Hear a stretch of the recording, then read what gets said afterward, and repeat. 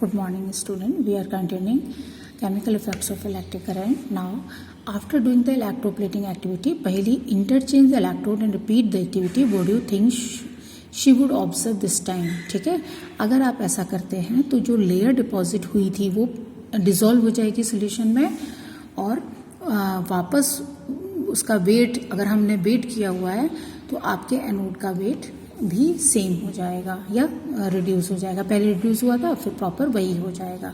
तो इस तरीके से अगर हम इलेक्ट्रोड बदल देंगे तो हमारी रिएक्शन भी रिवर्ट हो जाएगी. When electric current is passed through the copper sulfate solution, copper sulfate dissociate into copper and sulfur. ये ब्रेक हो जाता है कॉपर एंड सल्फेट आयंस में. The free copper get drawn to the electrode connected to the negative terminal of the battery. तो जो free copper ions हैं वो पहुंचते हैं नेगेटिव टर्मिनल पर और वहाँ डिपॉजिट होकर एक लेयर बनाते हैं. But what about the loss of copper from the solution. तो ये जो कॉपर के आयंस सोल्यूशन से गए हैं, ठीक है, ये लॉस कैसे कंप्लीट होगा. तो उसके लिए एनोड डिसॉल्व होता है, जैसा कि हमने प्रीवियसली स्टडी किया था.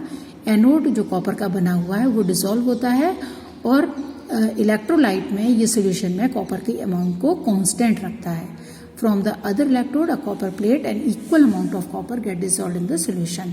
Thus, the loss of copper from the solution is restored and the process keeps going. इस तरह ये process continuously चलता रहता है. पर एनोड चूंकि खुलता रहता है तो अगर एनोड से मेटल जो है वो धीरे धीरे कम होता जाएगा तो उसका वेट रिड्यूस होता जाएगा. अगर थिक आपने लिया है तो थिन हो जाएगी.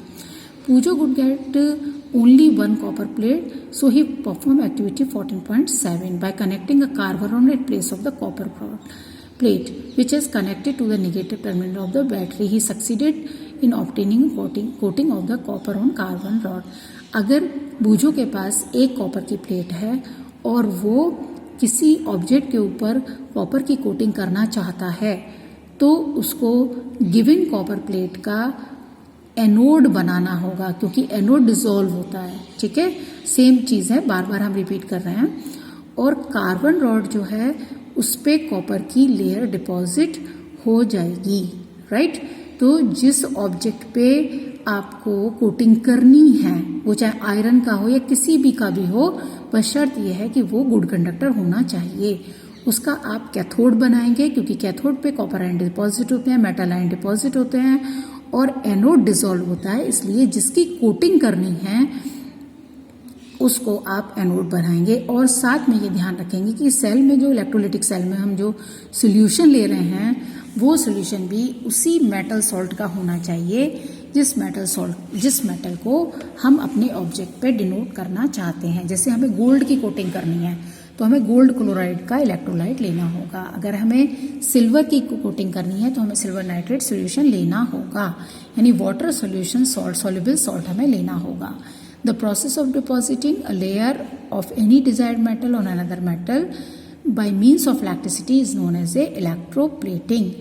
अब हम डिफरेंट अप्लायंसेस पे इलेक्ट्रोप्लेटिंग करते हैं. ठीक है, तो इलेक्ट्रोप्लेटिंग जो हम डेली यूज में करते हैं वो 4 वेरी इंपॉर्टेंट है and these 4 electroplatings we use in our daily life. Number 1, plating of gold and silver.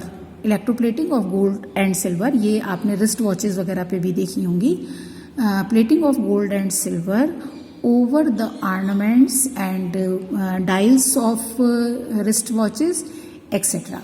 अब हम ऐसा क्यों करते हैं. नंबर 1, एक तो देखने में खूबसूरत लगता है, शाइनिंग बहुत ज़्यादा होती है इन मेटल्स में, और दूसरा इनका कोरोजन नहीं होता.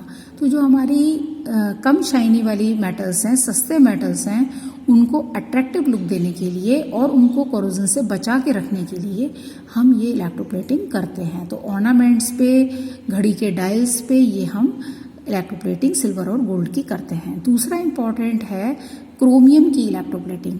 क्रोमियम की इलेक्ट्रोप्लेटिंग में आपको जो टैप्स वगैरह हैं, फाउंटेन्स हैं, आपके सैनिटरीज के और दूसरे आइटम्स हैं, उन पे आपको क्रोमियम की प्लेटिंग मिलेगी. साइकिल के हैंडल्स वगैरह पे आपको क्रोमियम की प्लेटिंग मिलेगी. इसके अलावा किचन गैस का बर्नर है, व्हील के रिम्स हैं, कार के दूसरे बहुत सारे पार्ट्स हैं जो आपको शाइनी दिखाई देते हैं, हैंडल्स वगैरह, उन सब पे आपको क्रोमियम की प्लेटिंग मिलेगी. अब क्रोमियम की क्या खासियत होती है? नंबर 1, ये आयरन को प्रोटेक्ट करता है कोरोजन से। नंबर 2, स्क्रैच फ्री होता है, इसका स्क्रैच नहीं लगता, वियर एंड टियर नहीं होता, बहुत समय तक ये आयरन को प्रोटेक्ट करके रख सकता है।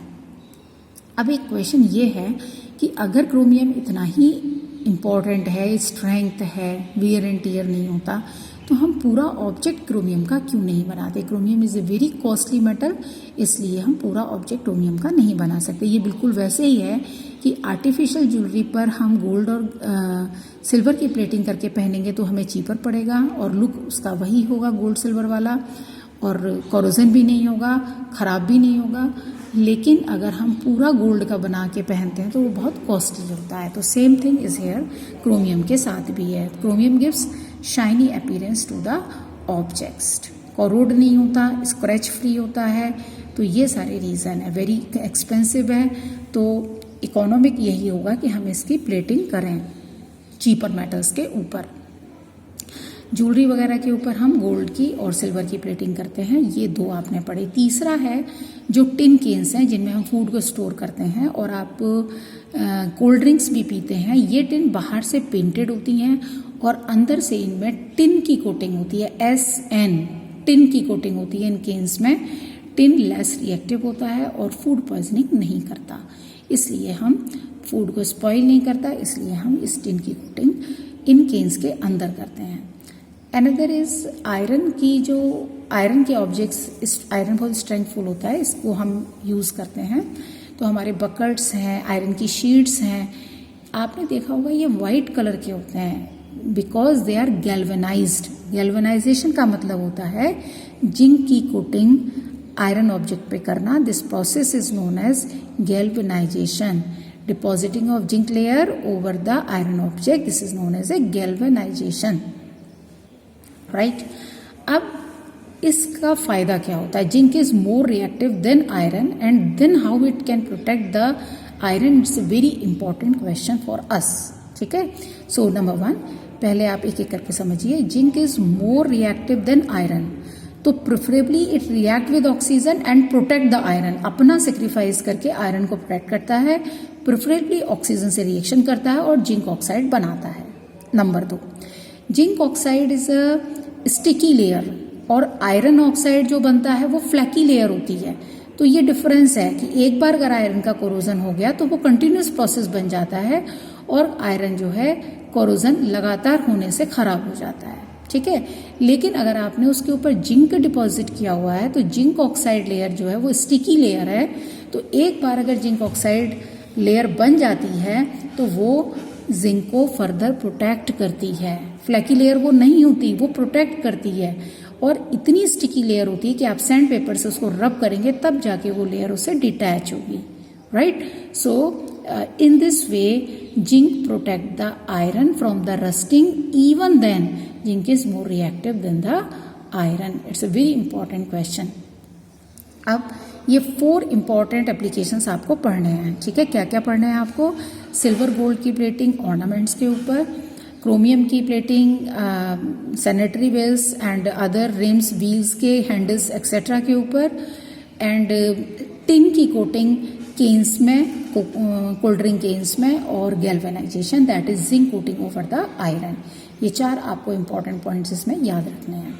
अब इलेक्ट्रोप्लेटिंग फैक्ट्रीज में डिस्पोज ऑफ होने वाला लिक्विड यानी कि लिक्विड एफ्लुएंट जो है वो बहुत पॉइजनस होता है। कैसे, ये समझिए कि जो इलेक्ट्रोलाइट आप यूज़ कर रहे हैं वो कमर्शियल नहीं है। यानी कि हम यहाँ पर जो आउटलाइन पढ़ रहे हैं कि हमें कॉपर सल्फेट लेना है, अगर हमें कॉपर की लेयर डिपॉजिट करनी, this is not so easy. Some other chemicals भी इसमें मिलाए जाते हैं ताकि कॉपर की जो लेयर डिपॉजिट हो रही है वो बहुत शाइनी हो।